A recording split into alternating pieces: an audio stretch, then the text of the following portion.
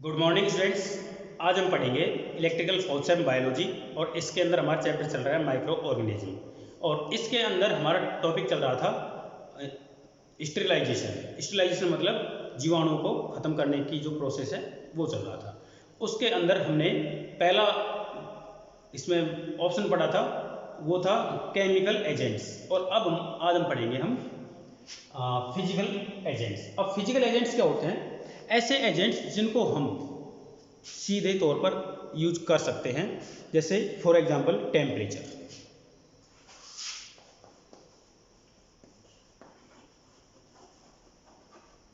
Temperature देखिए कैसे हम जीवाणु विषाणु वायरस या प्रोटोजोआ जो भी है उनको मारने के लिए कैसे हम टेम्परेचर का यूज करते हैं।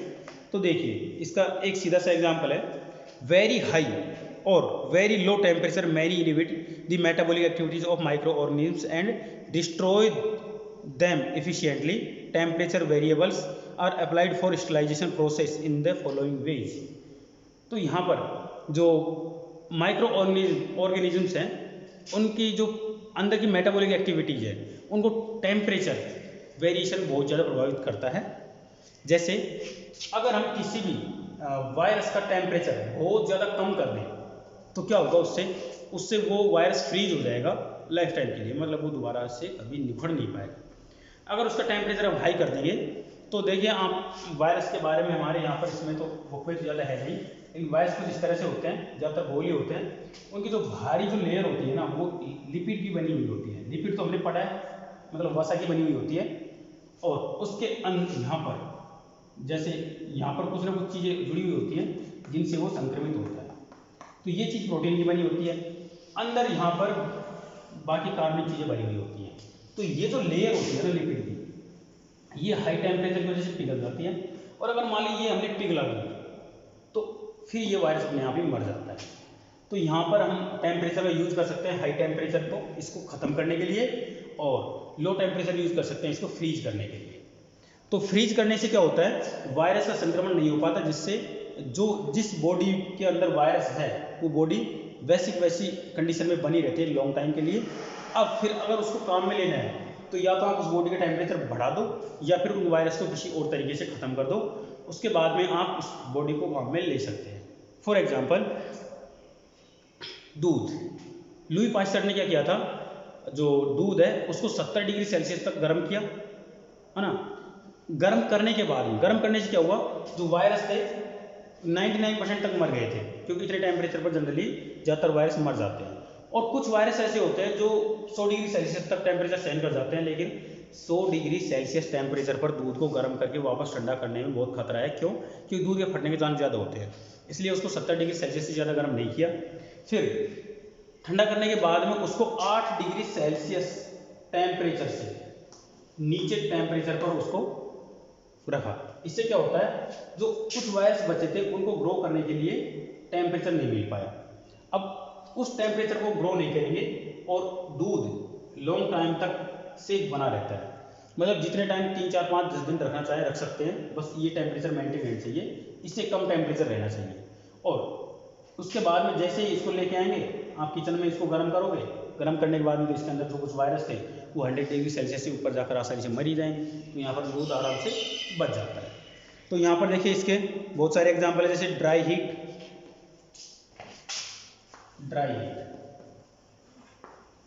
में क्या होता है, कुछ ऐसी बॉडी होती है जिनको हम सूखी बॉडी को ज़्यादा गर्म कर देते हैं और गर्म करने के बाद में वो बॉडी क्या होती है, उसके अंदर जितने वायरस होते हैं वो ख़त्म हो जाते हैं और वायरस के ख़त्म होने के बाद में उसको हम लॉन्ग टाइम तक रख सकते हैं।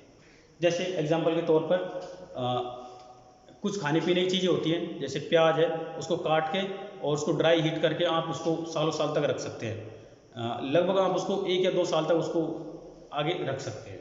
तो ये ड्राई हीट हो गया, ठीक है। नेक्स्ट है इसमें ओपन फ्लेम, इसके भी 2 भाग हैं। तो ओपन फ्लेम में क्या होता है, सीधे सीधे आपके संपर्क में लाया जाता है इसको, सीधे सीधे, जैसे जलती हुई भट्टी के अंदर रख दिया थोड़ी देर के लिए। उससे क्या होता है, जो बॉडी है मान लीजिए वो ज़्यादा हीट रेजिस्टेंट है, मतलब बॉडी नहीं जल पाए, तो उसके अंदर के वायरस तो मर ही जाते हैं। मतलब ऐसे बहुत कम बॉडी होती है जो सीधे सीधे आग से एक तरह से हीट रेजिस्टेंट होती है।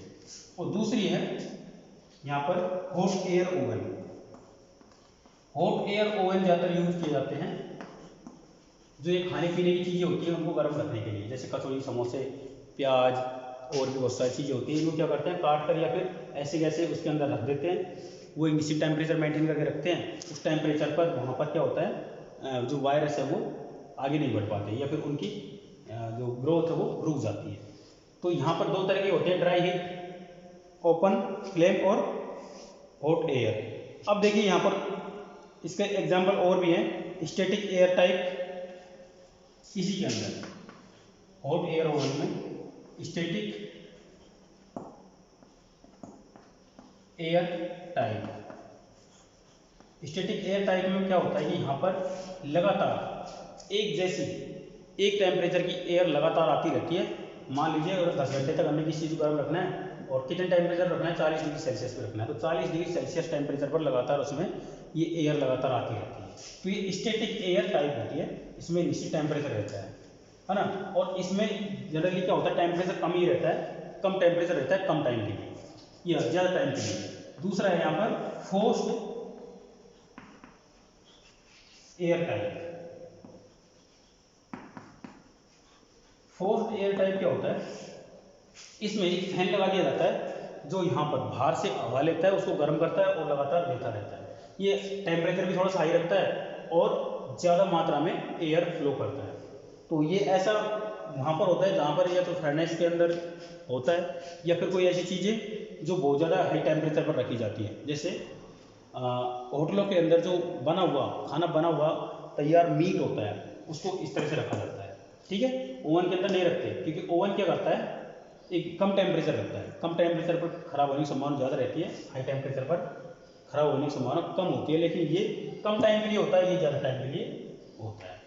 नेक्स्ट बात करेंगे हम, ये तो हुई ड्राई होती। दूसरी बात करें हम भी मोस्ट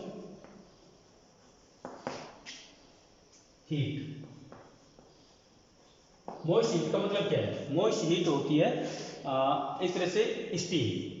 तो अभी आपने कुछ दिनों पहले देखा होगा जब कोरोना वायरस काफ़ी ज़बरदस्त फैला हुआ था पूरी दुनिया में, तो वहाँ पर भीड़ भाड़ वाले क्षेत्रों में जब गेट पे से किसी लोगों की एंट्री होती थी तो वहाँ पर एक कुकर रखा जाता था, कुकर के अंदर पानी भरा होता था और हाई प्रेशर और टेम्परेचर पर उसमें जो हीट निकलती थी उससे सभी को सैनिटाइज किया जाता था। तो उस बॉडी के अंदर जो भी वायरस वगैरह थे वो सब मर जाते थे। तो यहाँ पर क्या होता है, पानी से बनी हुई जो भाप होती है वो गुजारी जाती है उस पूरे इन्वायरमेंट में या फिर उस पूरी बॉडी पर, जिससे क्या होता है उसके अंदर के सारे माइक्रो ऑर्गेनिज्म खत्म हो जाते हैं। ये मोस्ट हीट के लिए होता है, ये खासकर जीव जंतुओं के लिए किया जाता है ताकि उनको ज़्यादा नुकसान भी ना हो पाए। हॉट जो एयर होती है वो उनको सीधे सीधे नुकसान पहुंचाती है, मोस्ट एयर इतना ज़्यादा नुकसान नहीं पहुंचाती है। इसका एक दूसरा रीज़न आपका एग्जांपल बताऊं, जो ठंडे एरिया होते हैं वहाँ पर वायरस का संक्रमण ज़्यादा तेज़ी से होता है, तो वहाँ पर जो बड़ी बड़ी बिल्डिंग होती है उनको गर्म रखने के लिए भी मोस्ट एयर का यूज़ किया जाता है, ठीक है। तो यहाँ पर एयर का यूज़ किया जाता है, ठंडी एयर, और एयर बनाई जाती है पानी के द्वारा, मतलब पानी की भाप होती है जो वायरस को खत्म करने के लिए काम में ली जाती है। ये लगभग कितनी होती है, मैक्सिमम 121 डिग्री सेल्सियस टेम्परेचर तक गर्म होती है। मैक्सिमम 121 डिग्री सेल्सियस टेम्परेचर बहुत ज़्यादा हो जाता है, इतना कम, इतना ज़्यादा नहीं रखते जनरली, लेकिन ये मैक्सिमम हो सकती है बस। नेक्स्ट बात करें हम सी पास्चराइजेशन। पास्चराइजेशन के बारे में मैंने आपको शुरू में बताया। इसमें क्या होता है, कोई भी चीज़, कोई भी लिक्विड या सॉलिड फूड है, उसको कुछ एक निश्चित टेम्परेचर पर गर्म किया जाता है। गर्म करने के बाद उसको अचानक से वापस ठंडा कर दिया जाता है एक बहुत ही कम टेम्परेचर पर। उस टेम्परेचर पर उसको लगातार लॉन्ग टाइम तक सेव करके रखा जा सकता है। तो ये पास्चराइजेशन है। इसका एग्जाम्पल आपको मैंने दिया था दूध के साथ में, कि दूध को 70 डिग्री सेल्सियस तक गर्म किया जाता है, फिर उसको अचानक से 8 डिग्री सेल्सियस से कम ठंडा कर दिया जाता है और उसको लगातार उस टेम्परेचर पर मेंटेन रखा जाता है, जिससे उसके अंदर जो वायरस का संक्रमण है वो खत्म हो जाता है और फिर आगे जो बचे हुए वायरस है वो बढ़ नहीं पाते, उनकी ग्रोथ रुक जाती है। तो ये प्रोसेस होती है पास्चराइजेशन, ठीक है। तो ये तो बात हुई टेम्परेचर की, एक तरह से हाई टेम्परेचर की। अब बात कर लेते हैं हम लो टेम्परेचर की। Low temperature, LOW, low temperature. अब लो टेम्परेचर में क्या होता है, वायरसेस को रोकने के लिए काफ़ी फायदेमंद होता है। जैसे हमारी खाने पीने की चीज़ें, फल फ्रूट हैं और सब चीज़ें, उनको हम फ्रिज में क्यों रखते हैं? क्योंकि लो टेम्परेचर पर जो वायरस होते हैं, प्रोटोजोआ या जो भी लिविंग ऑर्गेनिज्म है, उनके अंदर की मेटाबॉलिक एक्टिविटीज रुक जाती हैं। और कुछ वायरस या कुछ माइक्रो ऑर्गेनिज्म ऐसे होते हैं जिनकी मेटाबॉलिक एक्टिविटी रुकते ही वो खत्म हो जाते हैं, मर जाते हैं अपने आप ही, जिसकी वजह से जो भी हमारा जो भी ऑर्गेनिक या इनऑर्गेनिक, जो भी ऑर्गेनिक, खासकर ऑर्गेनिक मटेरियल होते हैं वो सेव रहते हैं, वो खत्म नहीं होते, है ना। और अगर मान लीजिए कुछ माइक्रो ऑर्गेनिज्म ऐसे होते हैं जो लो टेम्परेचर पर रखते हैं, तब तक तो ऐसे कैसे रखते हैं, लेकिन जैसे हाई टेम्परेचर होता है वो वापस से ग्रो करने लगते हैं। तो उनके लिए फिर क्या होता है, एकदम से हाई टेम्परेचर पर उनको रखा जाता है, ठंडा करने के बाद में वापस गर्म किया जाता है ताकि वायरस खत्म हो जाए। तो ये लो टेम्परेचर का हो गया, ठीक है। तो लो टेम्परेचर पे दो चीज़ें होती हैं, एक तो होता है फ्रीजिंग, फ्रीजिंग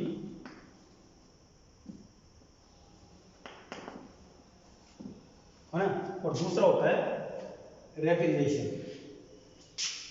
पहला है इसको रेफ्रिजरेशन।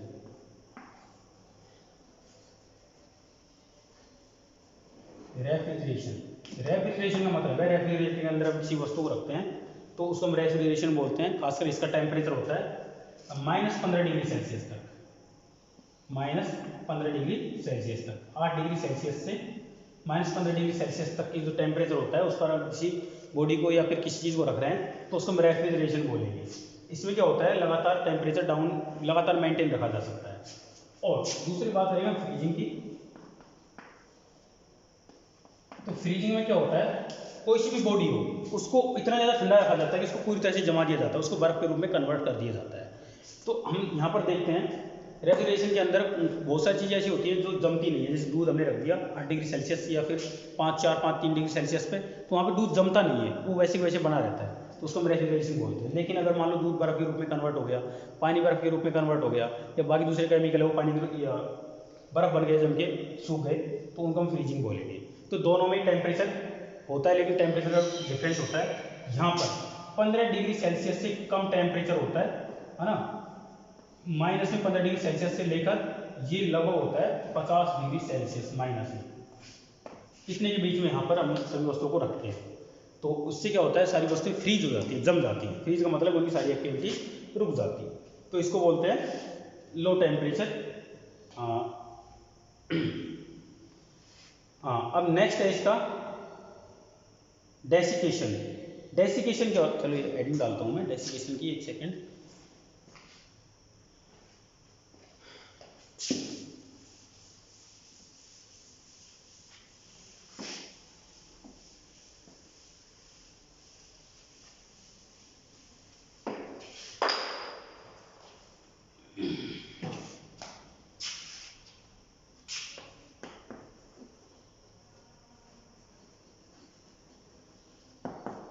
डेसिकेशन देखिए क्या होता है ये। Dry condition, absence of water inhibits enzyme activities and thus can be used to minimize growth of microorganisms। मतलब किसी वस्तु को हम इतना ज़्यादा ठंडा कर दें और वहाँ पर पानी की मौजूदगी को बिल्कुल ख़त्म कर दें, तो उसको हम डेसिकेशन बोलते हैं। ऐसा हम कर सकते हैं कार्बन डाइऑक्साइड गैस की उपस्थिति के कारण, क्योंकि कार्बन डाइऑक्साइड गैस को हम क्या बोलते हैं, ड्राई आइस, है ना। आइस मतलब ठंडा, अगर ठंडी बर्फ लेकिन सूखी बर्फ बोलते हैं एक तरह से। तो वहाँ पर टेम्परेचर भी कम और पानी की कमी, जिसकी वजह से क्या होता है, जो ग्रोथ है वो रुक जाती है माइक्रो ऑर्गेनिज्म की, जिससे क्या होता है हम सेव कर पाते हैं हमारे फूड आइटम्स को या फिर ऑर्गेनिक आइटम्स को। मोस्ट ऑफ दी पैथोजेंस इन्हीं को बोलते हैं, सारे जो भी रोगाणु होते हैं उनको पैथोजेंस बोलते हैं। Pathogens are sensitive to drying and die immediately as a result of desiccation endospores, however are not killed by drying but they are unable to produce toxins in dry conditions। तो ये क्या होते हैं, अपनी growth है उसको तो बढ़ा ही नहीं पाते, बल्कि ये जो टॉक्सिन्स क्रिएट करते हैं, जो जहर उत्पन्न करते हैं, उसको भी ये उत्पन्न नहीं कर पाते, वहाँ पर भी ये मर जाते हैं। ठीक है, तो जब कोई वायरस हमारी बॉडी के अंदर है और वो हमारे शरीर को प्रभावित नहीं कर पा रहा है, तो फिर उसका मरना ना मरना बराबर है। नेक्स्ट है फ्रीज ड्राइंग।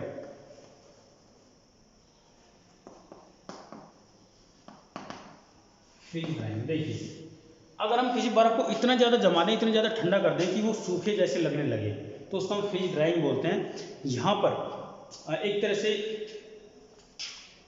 जैसे मान लो कोई चीज़ है, उसको इतना ज़्यादा ठंडा कर दो, इतना ज़्यादा ठंडा कर दो ताकि वो पूरी तरह से सूखद महसूस होने लगे, उसको फ्रीज ड्राइंग बोलते हैं। तो इसमें हम किसी भी बॉडी को, चाहे ऑर्गेनिक बॉडी हो या इनऑर्गेनिक बॉडी हो, इनऑर्गेनिक बात नहीं कर रहे हम, ऑर्गेनिक बॉडी की बात कर रहे हैं, उसको हम लाखों सालों करोड़ों सालों तक भी उसको सेव करके रख सकते हैं। इसका आपको मैं एग्जांपल बताता हूँ। जैसे आपने सुना होगा कि साइबेरिया के अंदर एक गैंडा मिला था जो लगभग 40,000 साल पुराना है ना, और उसकी बॉडी बिल्कुल ऐसी की ऐसी जैसे जिस टाइम पे वो मरा था ना बर्फ में दब के, वैसी की वैसी उसकी बॉडी अभी भी है। इसका मतलब उसके जो टिश्यूज़ हैं वो अभी भी वर्क कर रहे हैं, है ना। उनको अगर हम लैब में ले जाकर उनको उत्पन्न करना चाहें, है ना, टिश्यू कल्चर के द्वारा, तो वहाँ पर वो ऐसे एनिमल दोबारा से तैयार किए जा सकते हैं।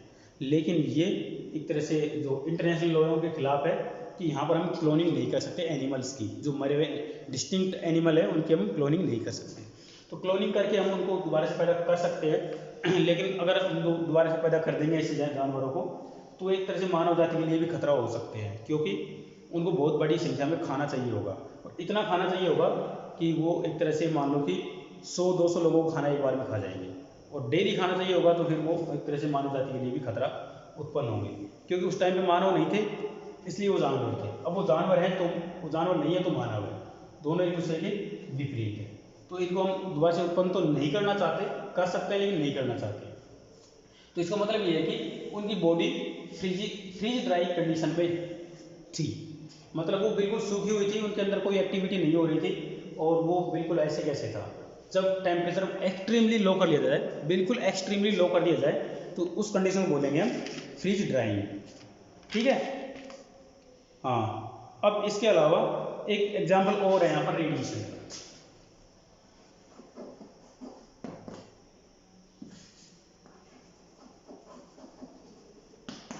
तो आप रेडिएशन क्या चीज़ होती है, जैसे कुछ वेव होती है, जैसे अल्ट्रावायलेट रेडिएशन, आयोनाइजिंग रेडिएशन और माइक्रोवेव रेडिएशन। ये 3 तरह की रेडिएशन के बारे में बात करेंगे। तो जो अल्ट्रावायलेट रेज है ये क्या करती हैं, जहाँ से गुजरती है वहाँ पर सारे माइक्रो ऑर्गेनिजम्स को ख़त्म कर डालती है।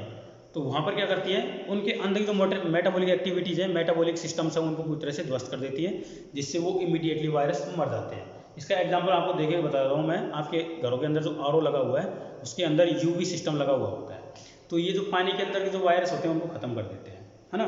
नेक्स्ट है आयोनाइजिंग रेडिएशन। आयोनाइजिंग रेडिएशन क्या होता है, कुछ आयोनाइज वेव होती हैं जैसे एक्सरेज, ये जिस चीज़ के ऊपर से गुजरती है वहाँ पर होने वाली सारी चीज़ों को ख़त्म कर डालती हैं, खासकर छोटे माइक्रो ऑर्गेनिजम्स को। तो जब किसी ऐसी बॉडी जिसमें बहुत ज़्यादा कीड़े पड़ गए हो, सड़ गया हो, और उसको हमें छू भी नहीं सकते, और उसको अगर हमको सेव करना है तो वहाँ पर एक्सरे वेव होती है, उनको गुजारा जाता है, वो सबको ख़त्म कर डालती है, फिर नए टिश्यू बनने लगते हैं। तो ये बहुत ही रेयर कंडीशन में होता है। इसकी वजह से क्या होता है, हमारे कुछ पुराने जो टिश्यू होते हैं वो भी ख़त्म हो जाते हैं। आपने देखा होगा बहुत सारे व्यक्ति जो बार बार अपने शरीर का एक्सरे करवाते हैं, उनके शरीर के बाल उगने लगते हैं। क्यों?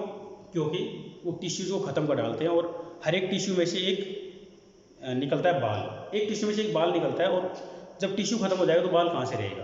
तो इस तरह से बाल खत्म होने लगते हैं, फिर इनका उगना बहुत मुश्किल हो जाता है। अगर यहाँ पर टिश्यू दोबारा से रिवाइव हो रहे हैं तो वहाँ पर बाल उग जाएंगे दोबारा से, पर नहीं हो पा रहे तो वहाँ पर बाल कभी नहीं उगेंगे, है ना। तो ये टिश्यूज के नुकसान होने की वजह से होता है, और ये खासकर होता है एक्सरेज की वजह से, है ना।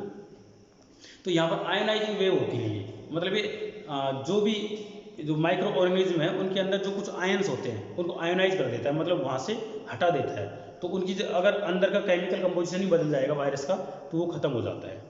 ठीक है, नेक्स्ट है माइक्रोवेव ओवन। तो ये माइक्रोवेव जो रेडिएशन है ये माइक्रोवेव ओवन के अंदर पाए जाते हैं। ये किसी बॉडी का टेम्परेचर बढ़ाती हैं, और टेम्परेचर बढ़ने की वजह से क्या होता है, उसके अंदर के जो वायरस खत्म हो जाते हैं। तो ये खतरनाक चीज़ है माइक्रोवेव रेडिएशंस। इसकी वजह से जो ओवरऑल ग्लोबल वार्मिंग की समस्या बढ़ती है, इसको ज़्यादा यूज़ नहीं करते, इसको एक बंद चैम्बर के अंदर यूज़ करते हैं माइक्रोवेव के अंदर। ठीक है, जिससे क्या होता है वहाँ पर एक टेम्परेचर मेंटेन रखा जा सकता है। तो ये आज का लेक्चर था, नेक्स्ट लेक्चर में मिलते हैं। Thank you.